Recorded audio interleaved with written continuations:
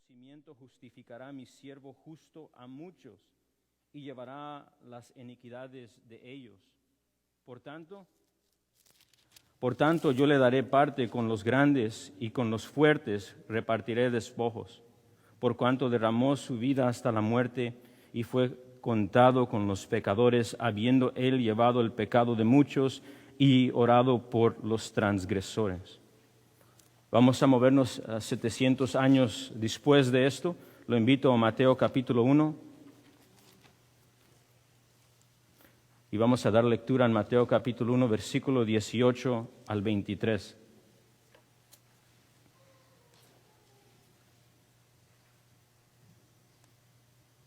Mateo capítulo 1, versículo 18 al 23, 700 años después de la profecía de Isaías. El nacimiento de Jesucristo fue así. Estando desposada María su madre con José, antes que se juntasen, se halló que había concebido del Espíritu Santo. José su marido, como era justo y no quería infamarla, quiso dejarla secretamente. Y pensando él en esto, he aquí un ángel del Señor le apareció en sueños y le dijo: José, hijo de David, no temas recibir a María tu mujer, por lo que en ella es engendrado del Espíritu Santo es. Y dará a luz un hijo, y llamará su nombre Jesús, porque él salvará a su pueblo de sus pecados. Todo esto aconteció para que se cumpliese lo dicho por el profeta por medio del profeta, cuando dijo: He aquí una virgen concebirá y dará a luz un hijo, y llamará su nombre Emmanuel, que traducido es Dios con nosotros. Cuando llegó la noche, se sentó a la mesa con los 12, y mientras comían, dijo: De cierto os digo que uno de vosotros me va a entregar. Y entristecidos en gran manera, comenzó cada uno de ellos a decirle: ¿Soy yo, Señor? Entonces él respondiendo dijo: El que mete la mano conmigo en el plato, ese me va a entregar. A la verdad, el Hijo del Hombre va, según está escrito de él, mas ay de aquel hombre por quien el Hijo del Hombre es entregado. Bueno le fuera a ese hombre no haber nacido. Entonces respondiendo Judas, el que le entregaba, dijo: ¿Soy yo, maestro? Le dijo: Tú lo has dicho. Y mientras comían, tomó Jesús el pan y bendijo y lo partió y dio a sus discípulos y dijo: Tomad, comed, esto es mi cuerpo. Y tomando la copa y habiendo dado gracias, les dio diciendo: Bebed de ella todos. Porque esto es mi sangre del nuevo pacto, que por muchas es derramada para remisión de los pecados. Y os digo que desde ahora no beberé más de este fruto de la vid, hasta aquel día en que la beba nueva con vosotros en el reino de mi Padre.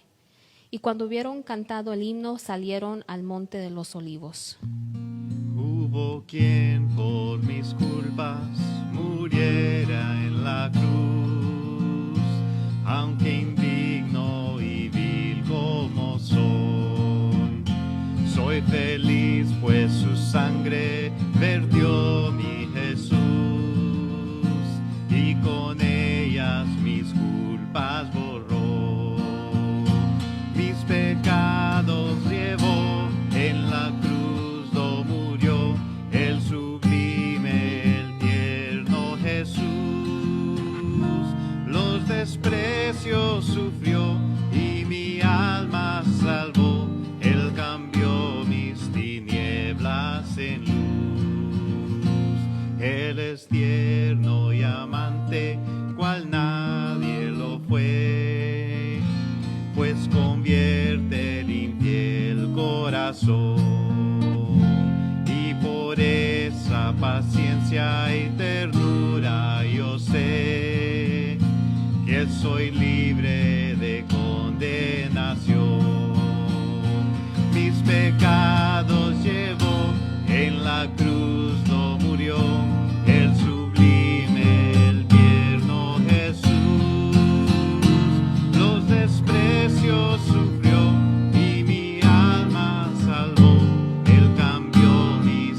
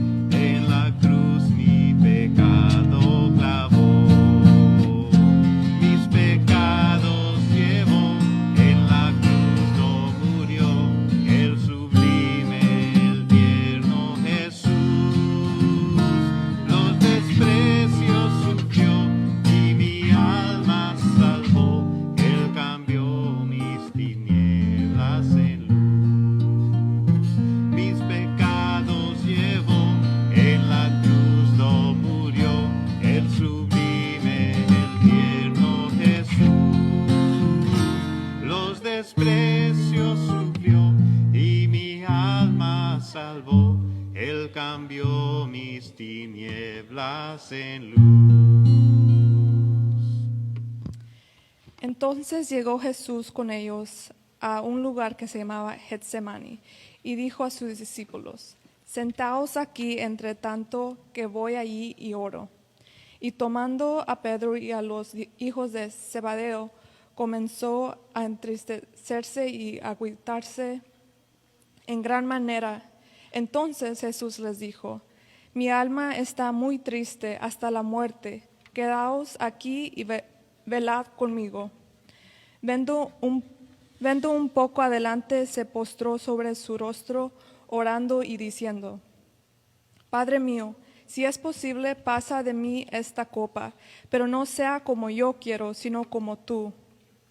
Volvió luego a sus discípulos y los halló durmiendo, y dijo a Pedro: ¿Así que no habéis podido velar conmigo una hora? Velad y orad para que no entréis en tentación. El espíritu a la verdad está dispuesto, pero la carne es débil. Otra vez fue y oró por segunda vez, diciendo: Padre mío, si no puedo pasar de mí esta copa sin que yo lo beba, hágase tu voluntad. Volvió otra vez y los halló durmiendo, porque los ojos de ellos estaban cargados de sueño. Y dejándolos, se fue de nuevo y oró por tercera vez, diciendo las mismas palabras.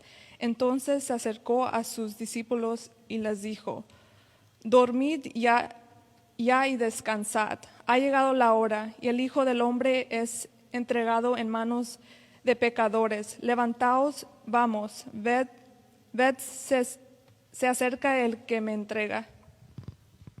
Y los principales sacerdotes y los ancianos y todo el concilio buscaban falso testimonio contra Jesús para entregarle a la muerte, y no lo hallaron, aunque muchos testigos falsos se presentaban. Pero al fin vinieron 2 testigos falsos que dijeron: Este dijo: puedo derribar el templo de Dios y en 3 días reedificarlo. Y levantándose el sumo sacerdote, le dijo: ¿No respondes nada? ¿Que testifican estos contra ti? Mas Jesús callaba. Entonces el sumo sacerdote le dijo: Te conjuro por el Dios viviente, que nos digas si eres tú el Cristo, el Hijo de Dios. Jesús le dijo: Tú lo has dicho, y además os digo que desde ahora veréis al Hijo del Hombre sentado a la diestra del poder de Dios y viniendo en las nubes del cielo. Entonces el sumo sacerdote rasgó sus vestiduras, diciendo: Ha blasfemado. ¿Qué más necesidad tenemos de testigos? He aquí, ahora mismo habéis oído su blasfemia. ¿Qué os parece? Y respondiendo ellos, dijeron: Es reo de muerte. Tengo refugio en tempestad, cuando aflicciones tengo, cuando me llena mi temor, mi alma en ti descansa. Oh Cristo, en ti me esconderé, mi paz y mi consuelo. Nada es más grande que tu amor, confortas mi tristeza.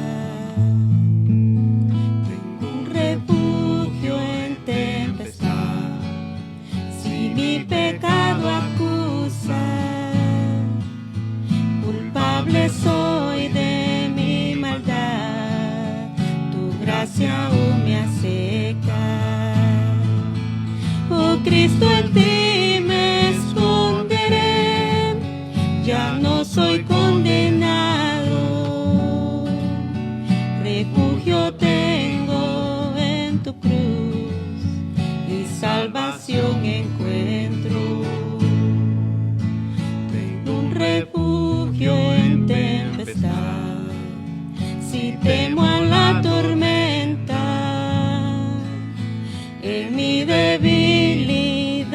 sé, tu fuerza me sustenta. Oh Cristo, en ti me esconderé, pues llevas tú mis cargas. Tus manos firmes me guiarán hasta llevarme al cielo.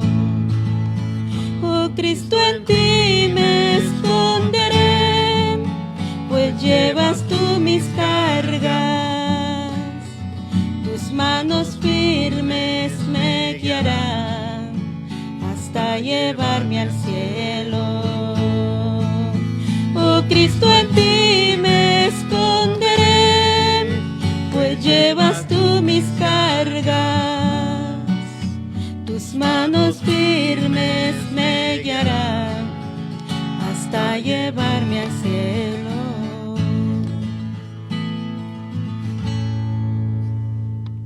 Ahora bien, en el día de la fiesta acostumbraba el gobernador soltar al pueblo un preso, el que quisiesen, y tenían entonces un preso famoso llamado Barrabás. Reunidos pues, ellos les dijo Pilato: ¿a quién quieres que os suelte? ¿A Barrabás o a Jesús llamado el Cristo? Porque sabía que por envidia le habían entregado. Y estando él sentado en el tribunal, su mujer se le mandó decir: no tengas nada que ver con ese justo, porque hoy he padecido mucho en sueños por causa de él. Pero los principales sacerdotes y los ancianos persuadieron a la multitud que pidiese a Barrabás y que Jesús fuese muerto. Y respondiendo el gobernador les dijo: ¿a cuál de los dos queréis que os suelte? Y ellos dijeron: a Barrabás. Pilato les dijo: ¿qué pues haré de Jesús llamado el Cristo? Todos le dijeron: sea crucificado. Y el gobernador les dijo: pues qué mal ha hecho esto. Pero ellos gritaron aún más diciendo: sea crucificado. Viendo Pilato que nada adelantaba, sino que se hacía más alboroto, tomó agua y se lavó las manos delante del pueblo, diciendo: inocente soy yo de la sangre de este justo, allá vosotros. Y respondiendo todo el pueblo dijo: su sangre sea sobre nosotros y sobre nuestros hijos. Entonces le soltó a Barrabás, y habiendo azotado a Jesús, le entregó para ser crucificado.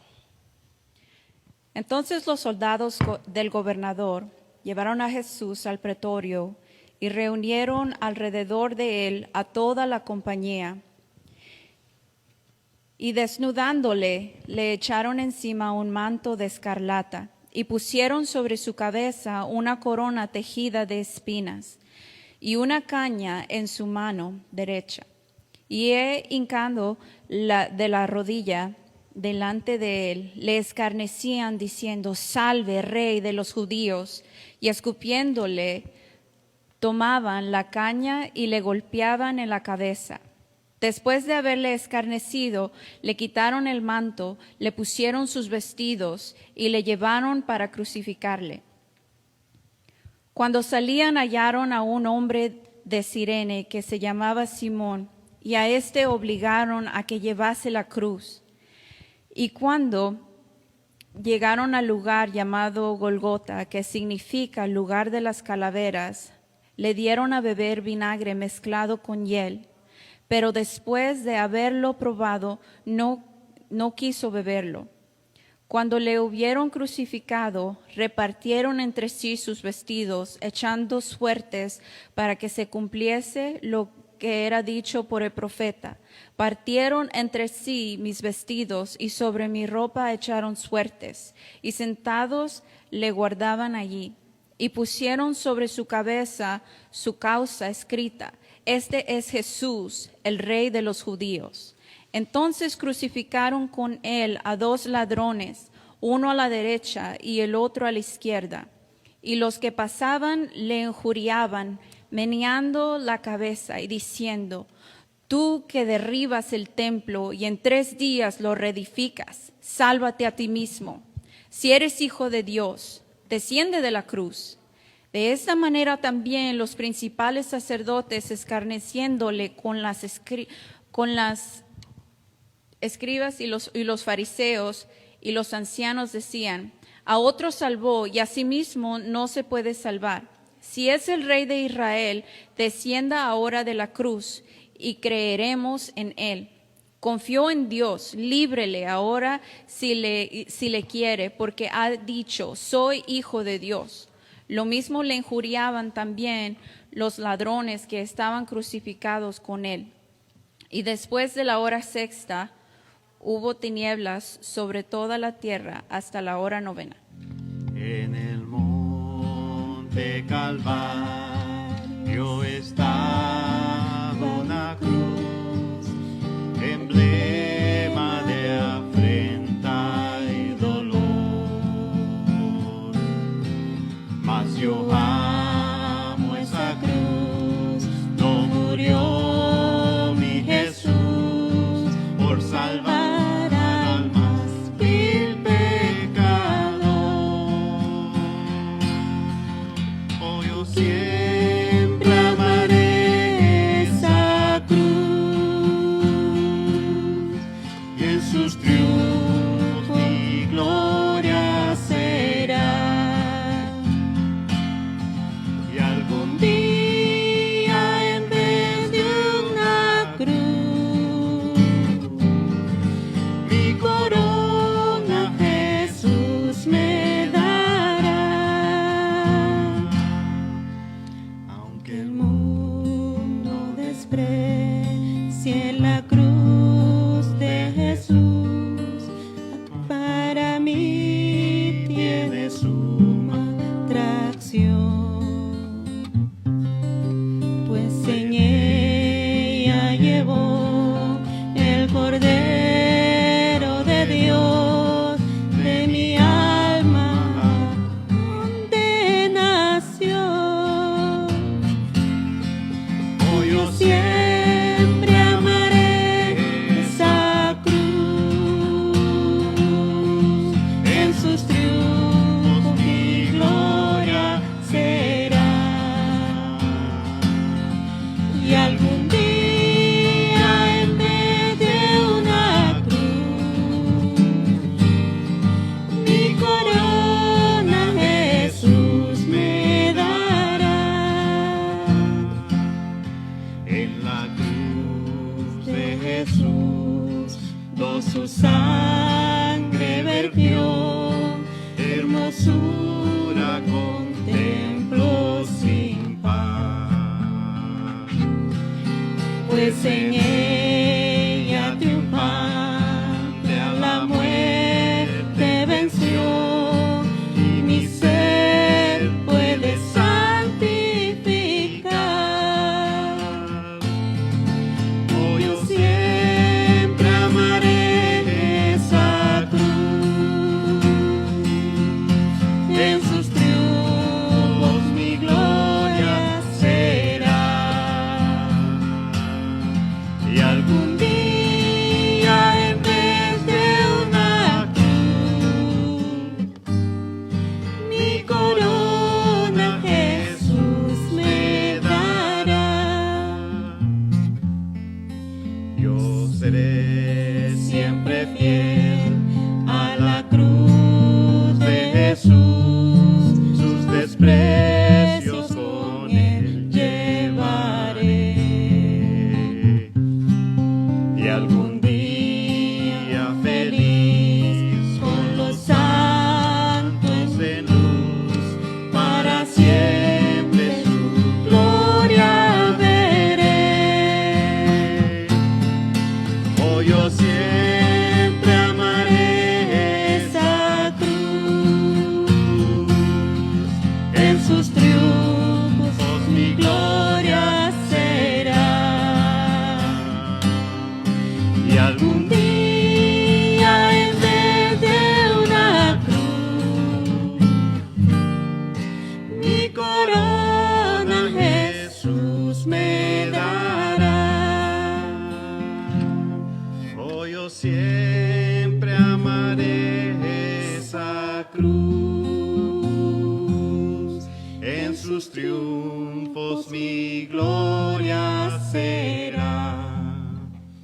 Y algún día en vez de una cruz, mi corona Jesús me dará. Cuando llegaron al lugar llamado de la calavera, le crucificaron allí, y a los malhechores, uno a la derecha y el otro a la izquierda. Y Jesús decía: Padre, perdónalos porque no saben lo que hacen. Y repartieron entre sí sus vestidos echando suertes. Pues, hermanos, estamos viendo el dolor, estamos viendo ya Jesús está en la cruz. A Jesús lo han llevado al lugar donde lo van a crucificar y ya está en la cruz, ya está crucificado. Pero estas fueron las palabras de Jesús, un grito de angustia, a la vez un clamor de perdón. Estas palabras se escuchan como una intercesión y solo Jesús tiene el poder para hacerlo, ¿verdad? Él dice en el versículo 34, Jesús decía: Padre, perdónalos porque no saben lo que hacen. Están dos ladrones, dos malhechores, uno a su derecha y el uno a su izquierda. Por lo tanto, tienen que identificar quién es Jesús. Él se da a conocer.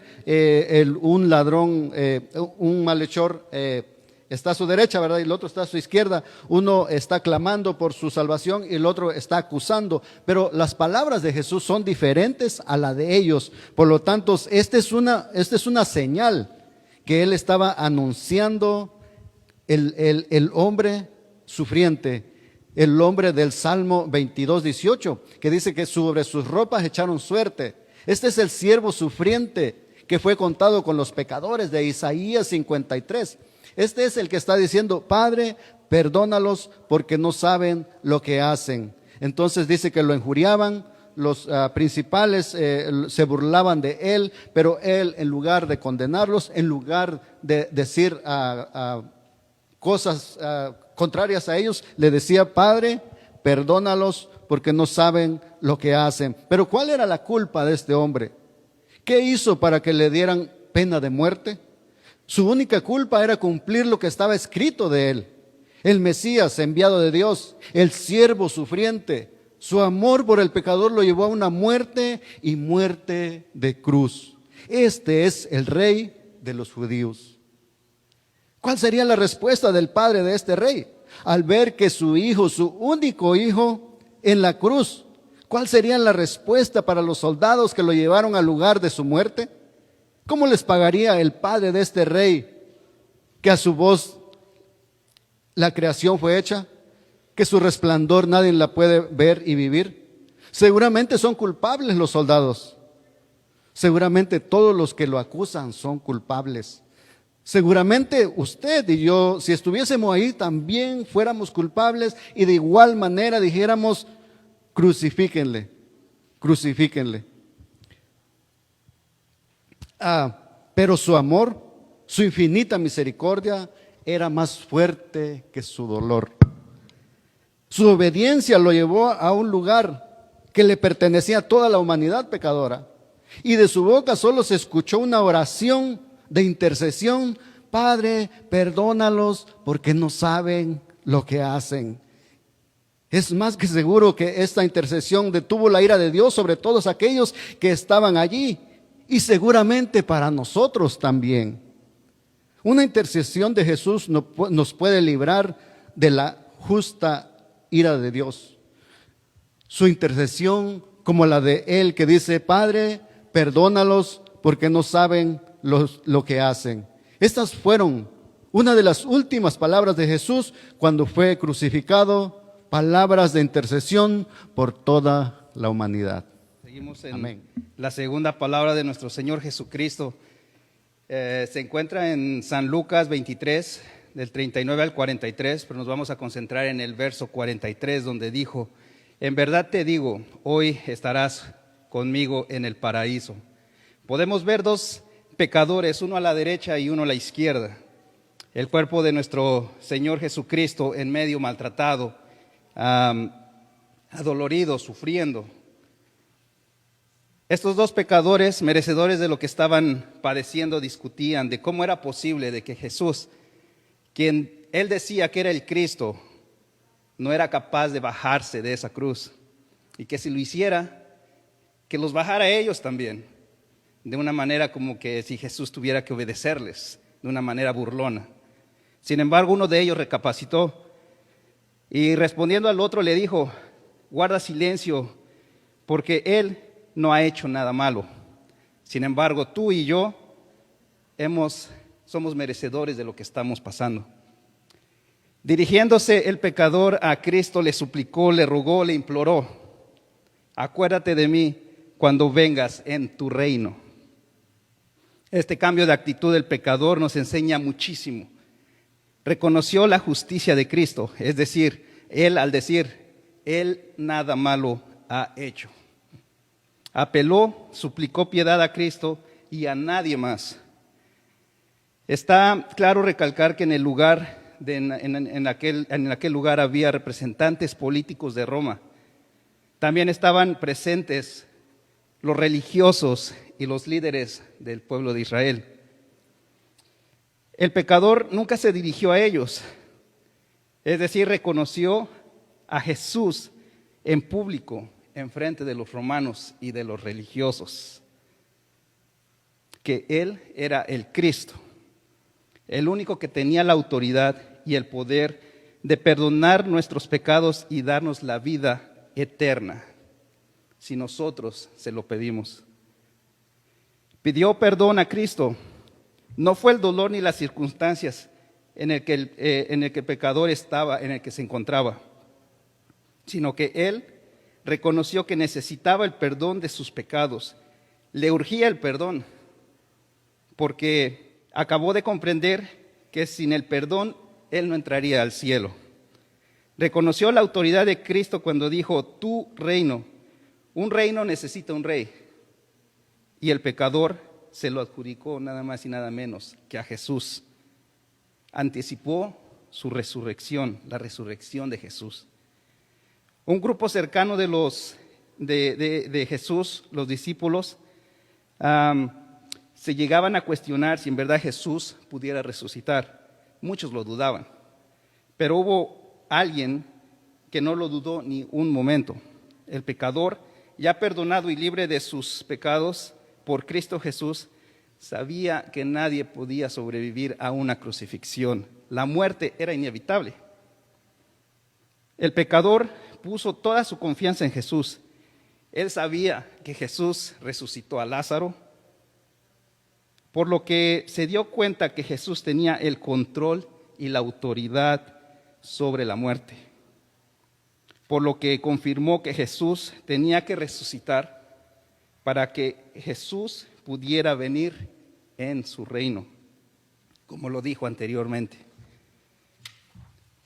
Esta historia nos enseña contundentemente que la salvación está condicionada al 100% al arrepentimiento y a la fe. También la salvación es independiente de los sacramentos. El pecador nunca había participado de la cena del Señor, sin embargo, Jesús escuchó el clamor y lo perdonó. El pecador no le importó si estaban los romanos y los religiosos presentes. Él solo vio una luz de esperanza y corrió a esa luz, que es Cristo Jesús. La salvación es independiente de las buenas obras. La salvación no es para todos. En aquellas cruces habían dos pecadores. Uno fue perdonado, pero el otro no fue perdonado, no fue salvo. Asimismo, podemos ver que el gozo que se experimenta detrás de la muerte también se puede experimentar con el caminar y la comunión personal al lado de Cristo Jesús. Lo que nos debe de alentar a caminar al lado de Cristo Jesús es lo que Él nos promete: estarás conmigo en el paraíso. Ahora bien, en Cristo Jesús uno puede ir al cielo, pero del otro lado uno puede ir al infierno. ¿De qué lado de la cruz nos encontramos tú y yo? Amén. Dice, cuando vio Jesús a su madre y al discípulo a quien él amaba, que estaba presente, dijo a su madre, mujer, he aquí tu hijo. Y el siguiente versículo dice, después dijo al discípulo, he aquí tu madre. Y desde aquella hora el discípulo la recibió en su casa. Hermanos, cuando yo leo la Biblia, mi propósito es crecer en gracia y el conocimiento de nuestro Señor Jesucristo. Y lo que yo veo aquí en este pasaje me dice mucho de cómo es Jesús. Y yo quiero ser como Él. No sé usted si quiere ser como Él. Yo quiero ser como mi Salvador. Y en medio de su sufrimiento pensó en su madre y quién iba a proveer para ella. No sé, yo a veces me levanto que no dormí bien y tal vez no estoy de buenas y no estoy ni sufriendo mucho, solo fue que no dormí bien. Imagínese. Y Jesús, imagínese, llevó la carga de nuestros pecados y se preocupó por su mamá. Si yo pudiera ser como Él, si el Señor me diera esa gracia, alabado sea su nombre. Eso es lo que yo quiero. Hermanos, Jesús, ¿por qué Él tenía esta carga cuando Él ya estaba en la cruz? No solo el pecado del mundo, sino también el bienestar de su madre. Y hay muchos teólogos piensan que fue porque José, el esposo de María, murió y ella enviudó. Y entonces Jesús, como el mayor de la familia, le tocaba sacar adelante esa familia. Y Jesús era el hombre de la casa. Y digo yo, wow, Jesús fue el hombre de una casa. Él pasó por todas las tentaciones y dificultades que yo paso. Y lo hizo bien, sin pecar. Imagínense, en Marcos 6 están hablando de Jesús, los del pueblo están hablando de Él y dicen, ¿no es este el carpintero, hijo de María, hermano de Jacobo, de José, de Judas y de Simón? Aquí menciona 4 hermanos de Jesús. ¿No están también aquí con nosotros sus hermanas? Él tenía 4 hermanitos y por lo menos 2 hermanas. Son 6. Con él y María, 8. Es una casa de 8 hermanos, la que Jesús tenía que trabajar como constructor para mantener. Un trabajo duro, muchas dificultades, pero Él, estoy seguro que lo hizo bien y lo hizo antes de entrar al ministerio. Primero fue un buen hombre de su casa, manteniendo una familia de por lo menos 8 o 9. Y aún cuando Él murió, no los dejó abandonados, los dejó en manos de el discípulo que Él amaba, Juan. Si usted es un hijo aquí, usted puede ser como Jesús también, honrando a sus padres. Preocúpese por ellos. Ellos te necesitan en su vejez. Ellos necesitan que los honres en su juventud. También nos dice Juan capítulo 7 que ni siquiera sus hermanos creían en Él. Él era un hombre de su casa, cuyos hermanitos que Él estaba ayudando a sacar adelante y a criar ni siquiera creían en Él. Entonces, padres de familia, madres de familia, si no todos sus hijos obedecen el Evangelio, usted haga su trabajo.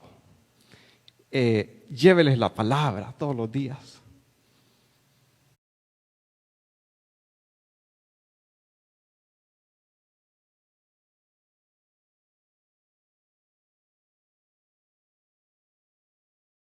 Y deje que el Espíritu Santo haga lo demás. Y con ese pensamiento los dejo.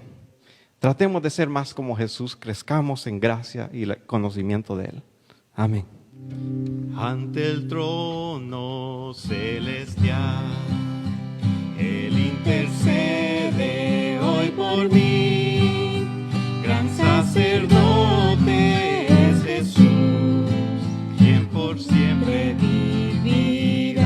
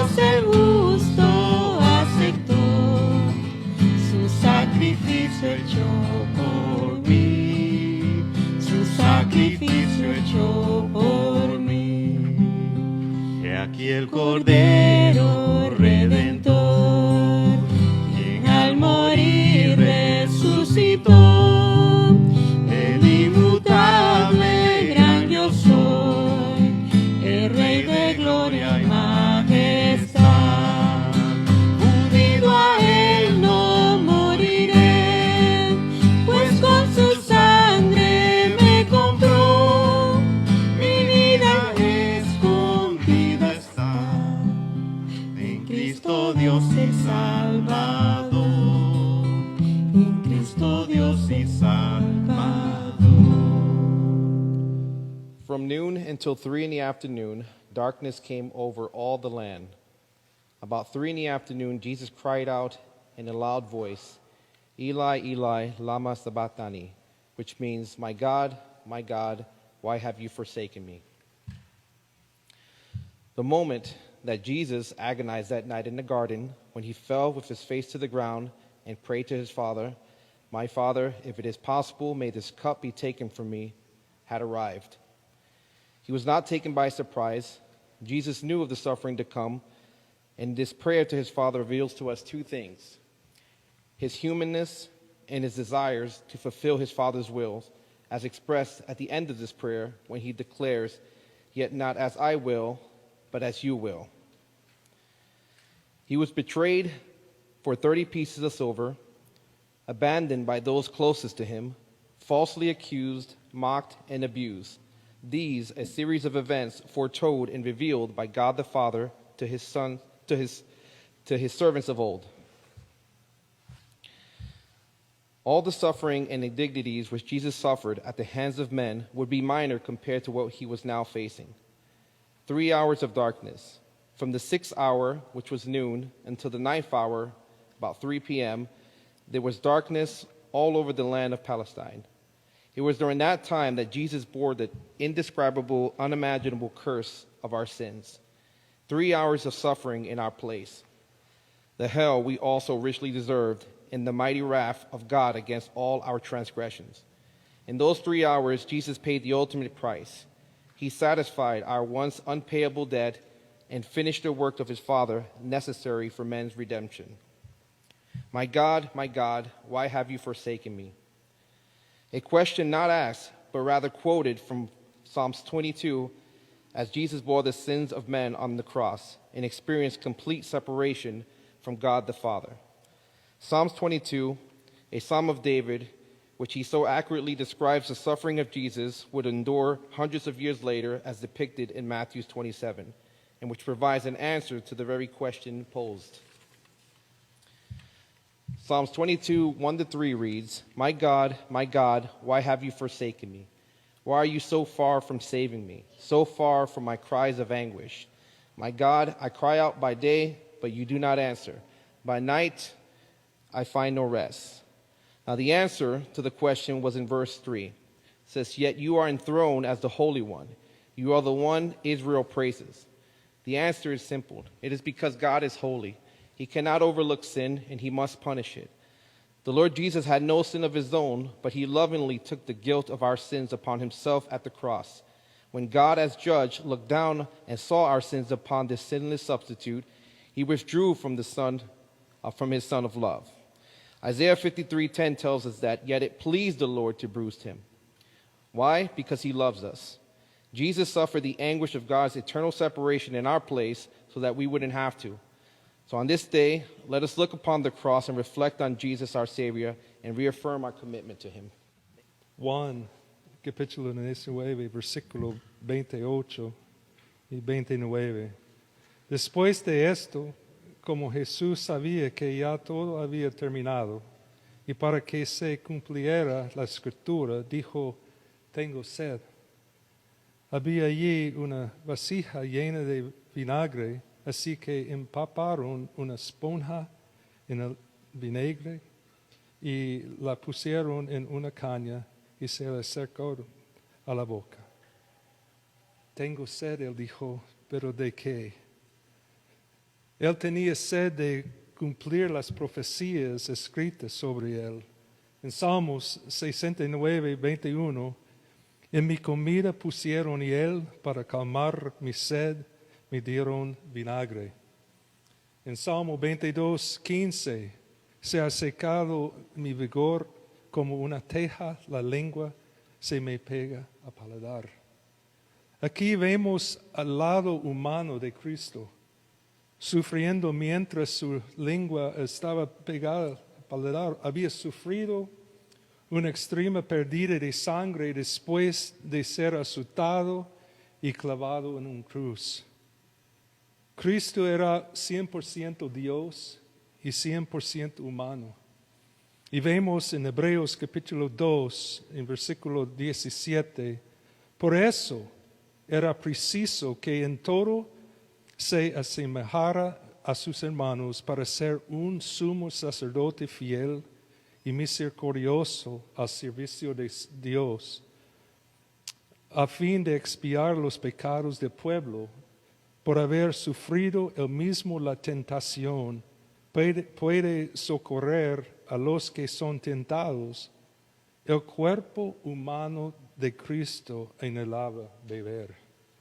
Sin embargo, también sabemos por las Escrituras que Jesús tenía sed de su Padre y de terminar la obra para la cual nació. El Salmo 42, 1 y 2 dice, muestra la sed del Mesías por Dios. ¿Cuál siervo adiante en busca del agua? Así te busca, oh Dios. Todo mi ser, tengo sed de Dios, del Dios de la vida. ¿Cuándo podré presentarme ante de Dios? En Salmos 63 y 1, oh Dios, tú eres mi Dios, yo te busco intensamente. Mi alma tiene sed de ti, todo mi ser te anhela, cual tierra seca, extenuada y sedienta. Él tenía sed de darnos su justicia. Mateo 5:6 dice, dichoso los que tienen hambre y sed de justicia, porque serán saciados. Él tenía sed de conquistar la muerte y derrotar a Satanás. En Hebreos 2:14 dice, por tanto, ya que ellos son de carne y hueso, Él también compartió esa naturaleza humana para anular mediante la muerte al que tiene el dominio de la muerte, es decir, el diablo, y librar a todos. Ese es nosotros, a todos los que por temor a la muerte estaban sometidos a la esclavitud durante toda la vida. Él tenía sed de terminar la obra que su Padre le había encomendado. En Juan 4:34, mi alimento es hacer la voluntad del que me envió y terminar su obra.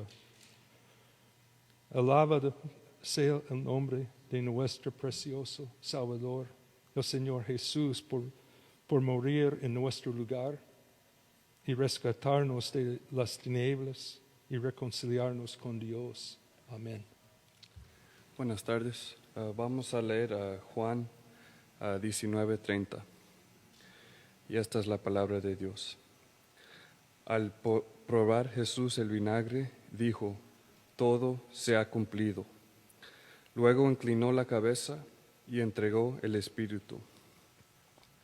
El apóstol Juan vio lo que estaba sucediendo en la cruz cuando Jesús fue crucificado.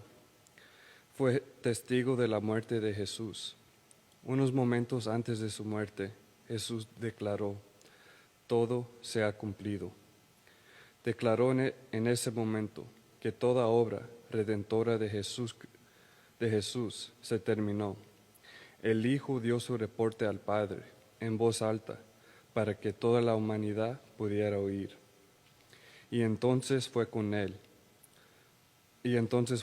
Padre, habiendo completado perfectamente la voluntad del Padre. Todos los pecados acumulados y la culpa de todos los hombres, de todos los tiempos, en ese momento cuando Jesús dijo, todo se ha cumplido, fue pagado en su totalidad por su muerte. El gran sacrificio de Jesús paga hasta el último centavo y no hay nada que se pueda agregar al sacrificio del único Hijo de Dios. La satisfacción de Cristo es la única satisfacción por el pecado. Jesucristo dijo, terminado, hecho, completo. Jesús pagó todo. Todo se lo debemos a Él. Con su sangre me ha limpiado, su poder me ha salvado.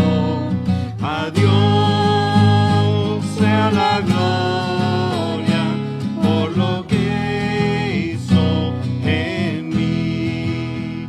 Quiero vivir, Señor, rendido siempre solo a ti.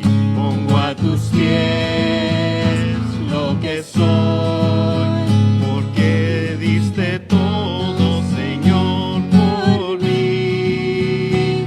Con su sangre me ha limpiado, su poder me ha salvado. A Dios sea la gloria por lo que hizo en mí.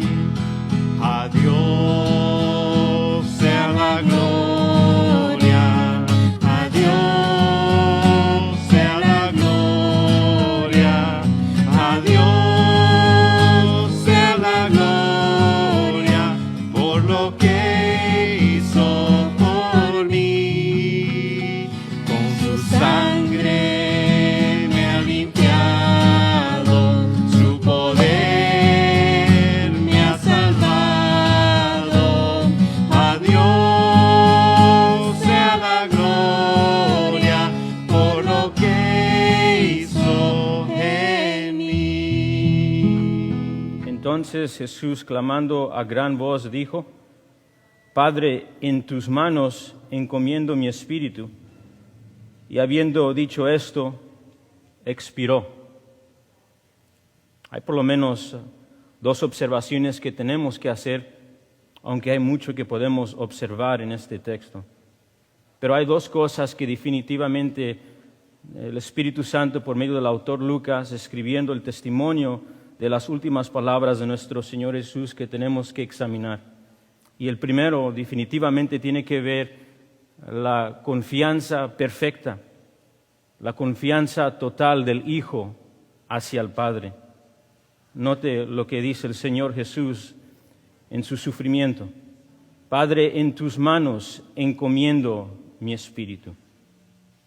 Debemos de ver confianza total.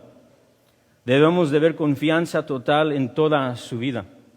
Desde el principio Lucas nos habló de este eterno Hijo de Dios hecho carne. Nos dijo a los primeros capítulos un acontecimiento muy interesante de Jesús, mientras él, según sus padres, se perdió en el templo. ¿Se recuerda ese acontecimiento? Sus papás van a buscar a Jesucristo en el templo y cuando lo encuentran, él dice algo muy interesante que no se encuentra en los otros evangelios, y parece ser que Lucas quiere que nos enfoquemos en esto y lo veamos de nuevo en la cruz. ¿Dónde estabas?, dicen sus papás, y él contesta, ¿por qué me buscabas? ¿No sabes que en los negocios de mi Padre es necesario estar? Podemos examinar todo, Lucas, y resalta una y otra vez el perfecto hombre. El perfecto hombre que da confianza total al Padre desde su nacimiento y, como estamos viendo, hasta su cruz. Definitivamente una luz está brillando en la confianza perfecta y total del Hijo al Padre y su Santa Comunión. Es más, esa petición, en tus manos encomiendo mi espíritu, es algo que cualquier lector de las Escrituras y los oyentes hubiesen recordado. Como hemos visto en las 7 palabras, saturado los labios de nuestro Señor Jesucristo están las Sagradas Escrituras, demostrando su piedad y lealtad total al Señor. Y no vemos algo diferente en su última palabra. Vemos de nuevo una cita, es el Salmo 31:5. En el Salmo 31 encontramos un salmista sufriendo, el rey David, con persecuciones y amenazas, y en medio de todo eso Él ya no puede soportar. Salmo 31:5, Él dice, oh Yahweh, en tus manos encomiendo mi espíritu. Jesús toma esas palabras y se las pone en su boca para recordar de un hombre superior al rey David, con un sufrimiento mucho más grande que pasó David o cualquier otra persona en todo el mundo. Este sufrimiento es en verdad una injusticia, porque es la única vez en toda la historia humana donde un justo, verdaderamente justo, está recibiendo injusticia humana. Y es un sufrimiento como cualquier otro sufrimiento, porque como hemos examinado en las 7 palabras, es el único sufrimiento donde el justo está recibiendo el castigo de Dios, la ira de Dios. Definitivamente aún desde el principio, y ahora vemos la plena confianza del Hijo desde su nacimiento, desde todo su caminar y ahora aún en su muerte, en su rechazo, en su traición, en su sufrimiento, en su abandono. Aún ahí el Hijo está en perfecta comunión y en perfecta confianza. ¿Qué es el punto en esto? Pues hay una respuesta que nos da el soldado inmediatamente al escuchar lo que ve Jesús. Versículo 44, ponga ojos en el texto, porque aquí se nos dice lo que debemos de entender a través de la confianza total del Hijo en el Padre en sus últimos momentos. Al ver esto, el soldado romano, y esto está hablando por el resto de ellos que estaban ahí, dice, verdaderamente este hombre era justo. Esto es lo que vemos en la confianza total. Vemos el justo sufriendo. Vemos el inocente sufriendo. Y Lucas quiere que veamos esto en el Lucas 23. No quiere que nos perdamos esto, porque lo ha repetido. Esta es la 4ª vez que lo vemos en el relato de su crucifixión. Lucas 23:4. Pilato, observándolo y hablando con los principales sacerdotes, dice lo siguiente de Jesús: ningún delito hallo en este hombre. Lucas 23:14. Pilato de nuevo hablando con ellos, intentando diciéndole, él es inocente. De nuevo en el versículo 14 dice, me habéis presentado a este como un hombre que perturba al pueblo, pero lo he interrogado delante de vosotros y no he hallado ningún delito alguno de lo que estás acusando. Y Lucas lo resalta de nuevo en el versículo 15, porque se lo envía a Herodes y Herodes no encuentra culpa. Y lo regresan, y cuando está de nuevo ante las autoridades, escucha lo que dice Pilato por 3ª vez. Ahora Herodes no encontró culpabilidad en él, y he aquí, nada digno de muerte ha hecho este hombre. Y aquí encontramos la plena confianza del Hijo en la cruz, y de nuevo el punto resalta, el que muere es justo, es sin culpa, es inocente. Y se nos explica una observación que debemos de hacer en el texto, en estas palabras que dice Jesús. ¿Por qué muere el justo? Porque Él se está entregando voluntariamente por los culpables. Esto es definitivamente lo que tenemos que ver. Lea el versículo 45 conmigo. Antes de que Él entrega su vida al Padre, dice, y el sol se oscureció y el velo del templo se rasgó por la mitad. ¿Cuál velo se rasgó? El velo que separaba al pueblo y los recordaba de sus pecados, mientras el sacerdote anualmente entraba al lugar santísimo y entregaba cordero a través de cordero inocente para el culpable. Y el judío entendía, tanto como nos dice el autor de Hebreos, que la sangre de animales, de corderos y bueyes, jamás puede remover pecados. Se rasgó con el propósito de recordarle que Dios mismo está proveyendo sacrificio y el Hijo se ha entregado voluntariamente como el justo por los injustos para acercarnos a Dios. La razón que está muriendo el justo es porque se está entregando por el culpable. ¿Notó algo interesante del versículo 46? Jesús no muere por los espinos. Jesús aún no muere por los clavos. Jesús no muere por los látigos. Es más, los romanos le gustaba dejar un cuerpo crucificado por lo menos 2 o 3 días para que todo Roma pudiera verlo por 2 o 3 días. Y era completamente abnormal que un hombre muriera en esas mismas horas de crucifixión. Y Jesús no muere aún ahí. Jesús muere cuando Él dice que va a morir. Solamente y solamente cuando Él dice, Padre, en tus manos encomiendo mi espíritu, solamente ahí es cuando expira su último aliento. Solamente cuando su boca lo proclama y se entrega al Padre y el Padre dice, sí, hijo, es aceptado. Solamente ahí para su corazón de palpitar. Esta es la manera de decir lo que Jesús una vez le dijo a sus oyentes, cuando le dijo, nadie me quita la vida, sino que yo misma la pongo.